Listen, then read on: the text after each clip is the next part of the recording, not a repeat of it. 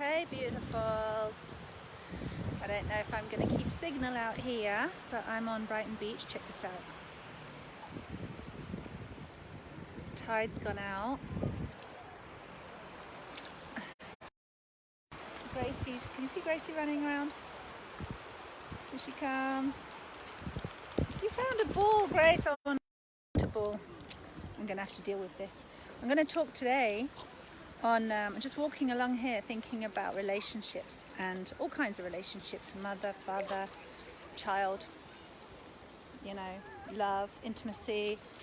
Let me just throw the ball back. Sorry. Catch. Yay. He didn't catch it. Literally didn't catch the ball. Hold on. This is I'm just doing a Facebook Live about why relationships go wrong, and I'm like, he missed the ball. Maybe it's a sign. Come here. Gracie, come here. Come here, Gracie. Put it down. Put it down. Hold on. Wait there. I'm going to be back. Come here, Gracie. Come here. Come here. Come here. Everyone can see my control of my dog now. Come here. Come here. Come here. Good girl. Right. All right. Take care. Come on, Gracie. Right. Let's not hope that happens again. Relationships, why does it go wrong? I'm walking along here on the beach. It's absolutely stunning. It's so still and beautiful. And these guys are out on their paddleboard, and I might go out on mine as well in a bit. And conversations and clients and my own musings are leading me to think about what it's like if we could identify the one thing.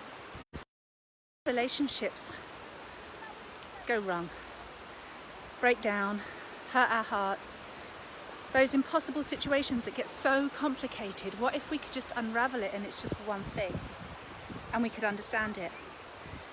And I've got an opinion on this, I've got an idea. And I feel like it really all boils down to, because we have a choice, right? And ultimately, we have a choice in relationships with others, we have a choice in relationships with ourselves. We have a choice in the whole world right now, with the whole world situation, the crossroads that humanity is on right now, in whether we move forward in fear or whether we move forward with love. And a lot of people, we aspire to love, we love love, we want love, we need love, but a lot of us don't really understand what love is. And actually it terrifies us, it terrifies people. Maybe because it's unknown, maybe because it's so powerful and disarming. Maybe because we feel so incredibly at our most vulnerable in love. Maybe because it's infinite and we can't control it, we can't put walls on it, we can't even protect it. Because love doesn't need any other protection other than itself. And we can't get our heads around it, put it into a nice neat little box, and we can't make it happen, you know? And I think that freaks people out, but the point that I'm trying to get to, and you can tell me what you think about this, okay? This is not like the be-all end-all conclusion of Tara. This is the gospel truth, no. This is like, I'm wondering what you think as well. And maybe if we could even just be curious, and maybe if we could just be willing to dig a little deeper into our own hearts, into our own souls, into our own weird, very messed up conditioned psychology. And what if we could just boil it all down to the fact that when we break up our relationships, when we lose the love between us and someone else, or even us and ourselves, I reckon that it's this. I reckon that it's an inability, an unwillingness to admit that we're wrong. I think about parent-child relationships, and maybe where a parent is doing their best, but they know they're screwing up. And so to save face and to carry on being strong and to carry on fighting the good fight and to carry on moving forward and coping and managing everything, trying to do a good job, maybe it's too humbling to say, hey kids, really screwed up, I was wrong there. And actually I need to learn what love is, and will you help me? And maybe in our relationships, We lose the ones we're in love with. Our relationships break down, the communication stops. Because one or both people, usually both, just can't face it, can't handle just saying to the other person, you know what, maybe I got this all wrong. Maybe I misinterpreted what you were trying to say. Maybe I misinterpreted my own fears. Maybe I thought my fears were real. Maybe I was wrong. Maybe we do something we're not proud of, and instead of saying, sorry, I was wrong, kind of try and cement it all over and be justified. Justify what we did, you know? Prove that we were right, because it's too hard to be wrong. It's too humbling. It lets the love in. It lets the cracks happen in the armor that we've been wearing all of our lives. And I just want to ask this question.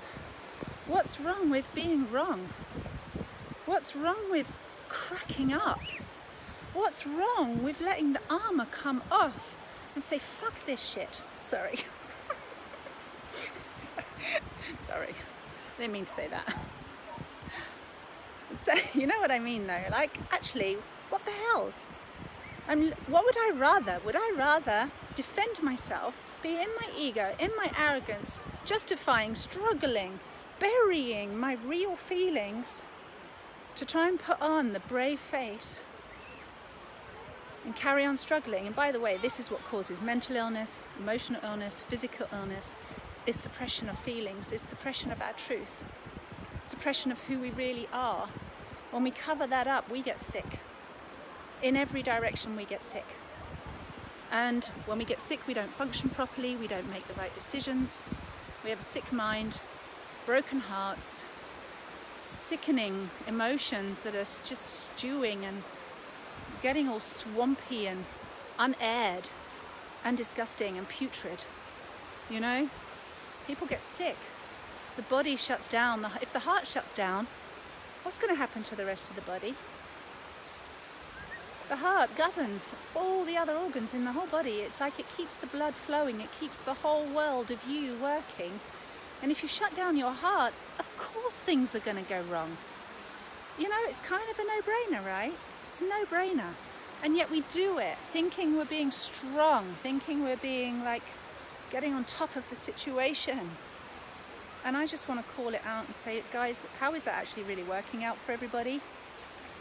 How is that working out for you? If you take this personally right now and you go, hold on a minute, let me press pause and let me just assess if I've got a closed off heart, if I'm to one or more people that I've loved or love, that I was just willing to say, actually, forgive me, I think I got that wrong. I feel like something's wrong here, and maybe it's me that got something wrong. What's so wrong about that? I think that's the most humbling, beautiful, incredibly selfless, and simultaneously the most incredibly self-loving action that we can do. Because it's selfless, it gets our ego out of the way, which is there to protect us. But do we really need it anymore? We thought we needed it, and what if we don't need it anymore? And what if self-love is just to humble, is to open up the heart and let the love in that you always wanted, that you always needed, that you always wanted to give, that you always wanted to receive, and you just let your love flow. Isn't that self-love? Isn't that self-love then becomes love for everything and love for all people? Love is love, right? At the end of the day, love is love. And if that's what we want more of in this world, and that's what we all want more of in our lives, with our partners, with our kids, with our parents, with our friends, with everybody, even with our neighbours, then why don't we just humble up? What do you think, guys? I'm going to read your comments now. What do you think? I don't know if I can actually read your comments on my phone. What do you think? Who would you say sorry to if it meant that you could mend those bridges and be, end the separation, be close, Be as close as you really want to be close. And we all want to be close. I mean, if this lockdown hasn't taught us anything, or it has taught us anything, is actually we need closeness. And not just physical closeness, but emotional closeness.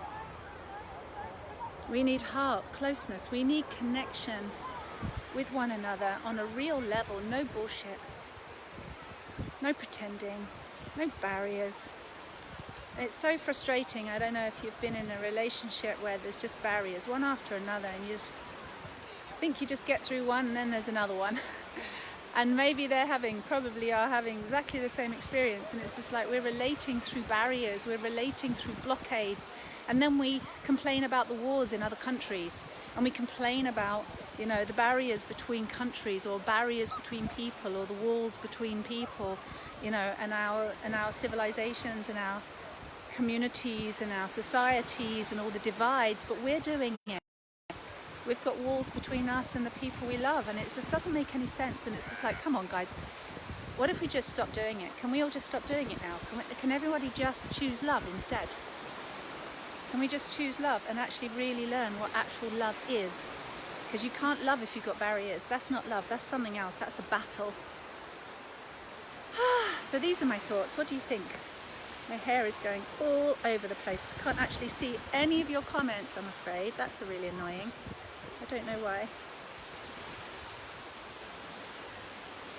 Let's see if I can press a button. No, can't see any. My hair is all over the place, sorry. Anyway, I'll read the comments after. I'd love to know what you think. And if we're going to vote for something, you know, we vote for presidents and we vote for policies, and you know, the whole Brexit thing was massive before coronavirus took over here. Voting between barriers or no barriers.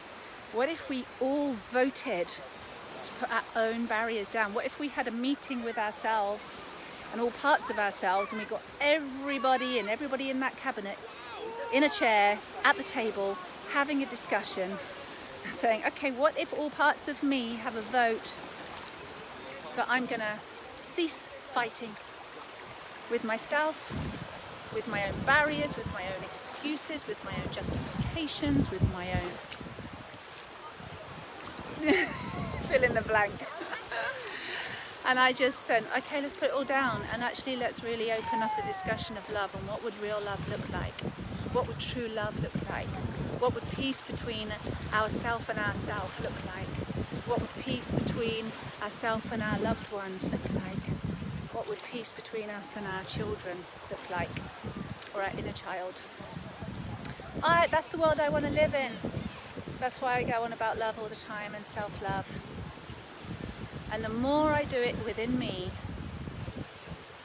the clearer everything becomes.